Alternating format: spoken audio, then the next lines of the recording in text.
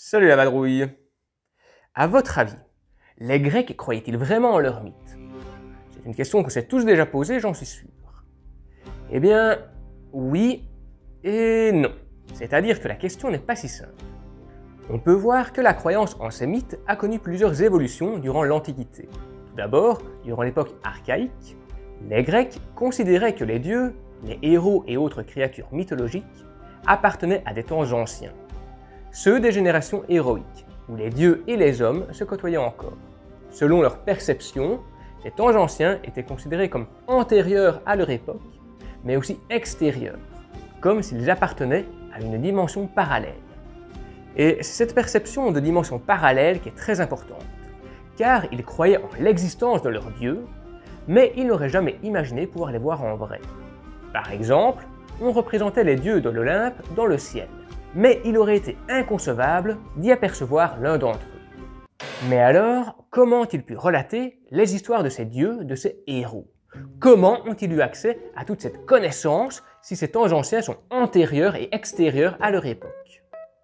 Cela a été rendu possible grâce aux poètes, qui étaient considérés comme des intermédiaires entre les dieux et les hommes. Les récits mythologiques leur étaient transmis de poète en poète et ainsi de suite sans jamais altérer le mythe. Ou presque. Car le problème de cette méthode est que les récits n'étaient pas sourcés. Et bien que les récits étaient généralement connus dans leur globalité, il arrivait que des poètes les embellissent ou les dramatisent pour plaire à leur auditoire. Il arrivait donc qu'ils soient adaptés pour mieux plaire au public, que celui-ci souhaite se divertir, se documenter ou justifier des choix politiques ou militaires. C'était aussi une manière d'asseoir plus facilement leur autorité en tant que connaisseurs des mythes, car en ne citant pas leurs sources, et en utilisant toujours la tournure « on m'a dit que »,« le mythe raconte que », ils ne parlaient jamais en leur nom, mais restaient des grands connaisseurs des mythes. Une autre raison à ce manque de sources est qu'il était mal vu à cette époque de se référer à d'autres auteurs pour ses propres travaux. Cela traduisait un manque de confiance en ces derniers. Ils estimaient que si les travaux étaient bons, ils auraient la renommée qu'ils méritaient avec le temps. Car selon eux, toujours, c'est ainsi que pratiquaient les auteurs anciens. À cette époque, ils fonctionnaient différemment de nous aujourd'hui. Évidemment, vous vous en doutez, sans référence, sans source, il était difficile de vérifier si ce qui était dit était vrai ou faux. Ce n'est que bien plus tard que des historiens modernes vont décider de sourcer leurs travaux. Cela suite à la remise en question de la véracité des anciens écrits. Par la suite, leur croyance va évoluer avec l'apparition de l'histoire et de la physique. Mais attention que ces deux matières n'ont pas la même signification à cette époque que celle que nous leur donnons aujourd'hui. L'histoire pouvait être comparée à un travail plus journalistique de notre époque, où les historiens compilaient les informations du quotidien comme le font les journalistes aujourd'hui. Et la physique consistait à expliquer le monde qui les entoure de manière philosophique ou métaphysique. Avec l'apparition de ces deux disciplines, va apparaître la question du vrai et du faux. C'est-à-dire que les Grecs vont commencer à douter de leur mythe. Ils vont se poser énormément de questions et vont en arriver à la conclusion que tout ce qui est raconté et que nous pouvons retrouver dans la nature, dans le présent, est vrai. Par contre, tout ce qui n'existe pas dans le monde des hommes n'est que pure fantaisie. Ils remettent donc en cause l'existence des monstres mythiques, mais pas les événements plausibles tels les guerres. Pour donner un exemple concret, selon eux, la guerre de Troie était bien réelle, elle a bien eu lieu. Mais les divinités ne se sont pas affrontées sur le champ de bataille, comme relaté dans les récits. Ils considèrent donc que les récits mythologiques contiennent un fond de vérité, mais qui aurait été déformé par les croyances populaires. De la même manière, ils croyaient en l'existence des héros. D'ailleurs, ils doutaient plus facilement de l'existence des dieux que des héros, car les héros ont une généalogie qui permet de vérifier la véracité de leurs exploits en fonction de la chronologie des générations mythiques. Concrètement, selon des auteurs grecs, les parties fantaisistes des mythes sont des déformations. Autrement dit, les héros n'étaient ni plus ni moins que des rois très puissants à qui ont été attribuées des caractéristiques et des exploits surhumains. Aucun d'entre eux n'a donc combattu l'hydre ou quelconque autre créature mythologique que ce soit. C'était de la fiction qui visait à appuyer l'image de leur puissance. Ils ne croyaient pas nécessairement que Thésée avait tué le Minotaure, mais ça ne les empêchait pas de croire que Thésée avait bien existé. Et cela pouvait avoir énormément d'influence dans les relations politiques entre les cités. En effet, il n'était pas rare que des rois évoquent leur appartenance à une lignée mythique ou les origines mythiques de leur cité pour conclure des accords, des alliances ou faciliter la fin de conflits. Comme je le disais, les Grecs doutaient, mais les sceptiques ne composaient pas la majorité des Grecs. A contrario, le peuple et les gens aisés mais peu lettrés continuaient de croire en la mythologie. Il est à noter que le doute des sceptiques ne provenait pas uniquement du questionnement, mais aussi de l'insoumission, que ce soit face à l'autorité ou à la parole d'autrui. Ils avaient la volonté de penser à contre-courant, de ne pas se laisser manipuler. Mais comme rien n'est jamais simple, une partie de la population, l'élite intellectuelle, l'aristocratie grecque, oscille entre deux attitudes. Soit laisser croire le peuple, car ça le rend plus docile. Les aristocrates gagnaient à faire croire qu'ils appartenaient à une généalogie mythique.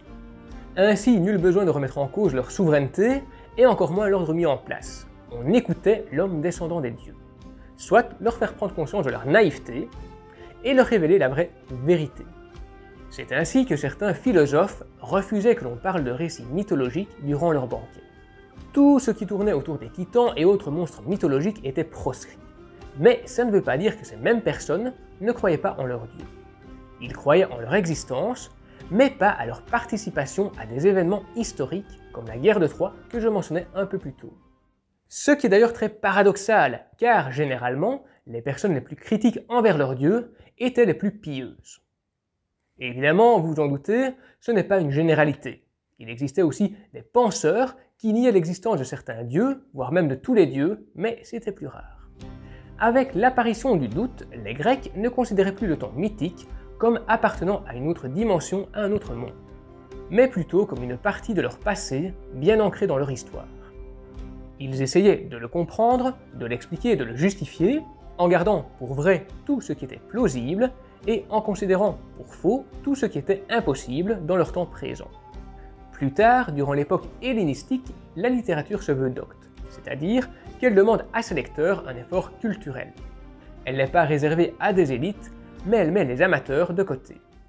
En résumé, le peuple continue de croire en ses contes et superstitions, mais la mythologie, devenue savante, s'éloignait de lui. La mythologie avait aux yeux de ce peuple le prestige d'un savoir d'élite. Elle est donc apprise à l'école, ça devient un élément essentiel de la culture. Cependant, il existait plusieurs versions des mythes. Pour remédier à cela, il a été décidé qu'une seule version, une version officielle, serait gardée. Les variantes étaient bannies. Nous pouvons également voir que parallèlement à cela, une classification des mythes est apparue selon leur dignité culturelle. Les traditions vraisemblables, d'un point de vue historique et naturel, étaient considérées comme vraies. Les traditions où les dieux intervenaient, mais qui restaient physiquement plausibles, étaient considérées comme n'étant pas vraies sur le fond, mais étaient assumées d'avance par la foule. Et les traditions contraires à la nature, par exemple la titanomachie, étaient considérées comme fausses. Seuls les mythes appartenant à la première catégorie, historiquement et naturellement vraisemblables, étaient admis. Les autres étaient conservés pour la culture générale et servaient d'exemple pour la rhétorique ou les tragédies. À côté de cela, les philosophes apportaient leurs explications pour mieux comprendre pourquoi les dieux étaient si immoraux et ces récits aussi invraisemblables. Les explications étaient de l'ordre du métaphorique. Ils tentaient de comprendre des messages cachés derrière les mythes, ce que faisaient notamment très bien les stoïciens. Mais alors, comment se sont-ils arrêtés définitivement de croire en leurs mythes? Contrairement à ce qu'on pourrait penser, ce ne sont pas tous ces doutes qui ont fait cesser les Grecs de croire en leurs mythes. Avec l'arrivée du christianisme, leur religion polythéiste s'est progressivement effacée. Ce qui est intéressant de remarquer, c'est que les chrétiens de l'époque ne remettaient pas en cause l'existence des dieux grecs, mais considéraient qu'ils étaient moins bons, moins à l'écoute et qu'il ne fallait plus en parler pour permettre à leurs dieux chrétiens d'exister. Par contre, les héros, eux, ont continué d'exister même après la fin de la religion polythéiste. Car les chrétiens pensaient qu'ils avaient réellement existé, et cela pour la raison que j'ai expliquée un peu plus tôt. Ils avaient une généalogie, il était donc possible de vérifier la véracité de leurs exploits en fonction de la chronologie des générations mythiques. En conclusion, si les Grecs n'avaient pas cru en leurs mythes, les philosophes auraient-ils eu besoin de trouver tant de vraisemblance ou non dans ce qui se disait? S'il n'y avait eu aucun doute sur leur non-existence, auraient-ils eu besoin de prouver qu'ils existaient ou non? Mais pourquoi ne pouvaient-ils pas juste croire en rien? Les Grecs croyaient en partie en leurs mythes, mais ne croyaient pas tout ce qui était dit.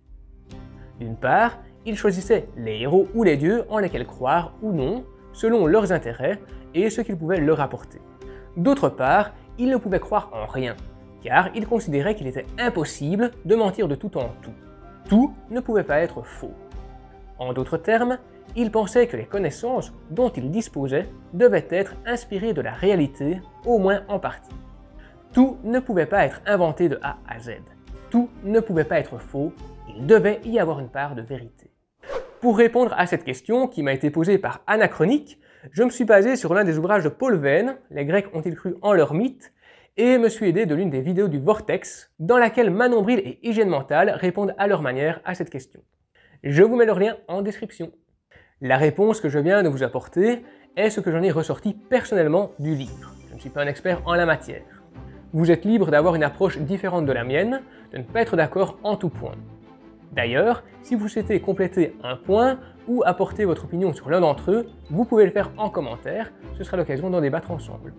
Enfin, j'ai abordé le livre dans sa globalité, car il ne traite pas uniquement de ce sujet, mais aussi d'autres thèmes bien plus vastes et philosophiques qui demandent une analyse bien plus poussée, mais qui rendraient cette vidéo interminable.